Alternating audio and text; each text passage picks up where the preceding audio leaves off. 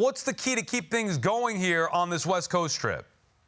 Well, a couple things, Sal. First of all, being in Dodger Stadium is a tough place to, we all know, score runs. And with Yamamoto on the mound, as tempting as they may seem, the bats have to get going. They really need to get some runs, get out in front, keep that offense lit, because right now, the Mets have arguably the best bullpen in baseball. I mean, that bullpen has been lights out. They have found lightning in a bottle. Really, I can name all 6, 7 guys, and all of them are really on fire. So if the bullpen can maintain their hot streak and keep putting those bats down, and they can get a couple runs early off of Yamamoto, hopefully that carries over throughout the weekend, and the Mets can do some damage in Dodger Stadium, because we know that is a pitcher's park in spite of Yamamoto's numbers, although Korea is really what hurt him.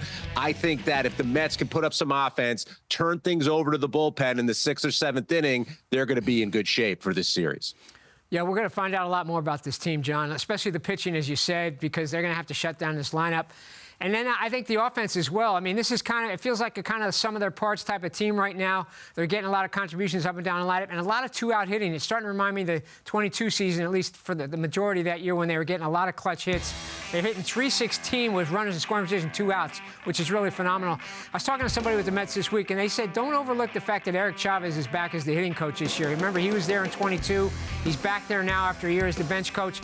He said, somebody I was talking to said that the players really feel like he makes a big impact, not so much in terms of the technical stuff, but as a guy that they can lean on, as a guy who's been in the fight in the box in certain situations. He just knows how to talk to hitters about being mentally prepared, about approach, things like that. I think maybe that matters this year. I do agree with that, and I also think you're seeing more of a small ball approach that the Mets are taking this year, and I do think that's a Chavez influence. I was looking at some of the Dodgers. You know, they don't have that many deficiencies, but they do have a pretty high bullpen ERA, a little bit over 4. They struggle with runners in scoring position, hitting like 249-ish. And the Mets have 7 come-from-behind wins, which is most in Major League Baseball. They have that shutdown bullpen. So if they can just keep it close, if they can just scratch out a few runs in that pitcher's park for the first few innings, I have faith in this team that they'll be able to get a couple wins against the Dodgers, because they're able to produce late, which is not necessarily where the Dodgers excel.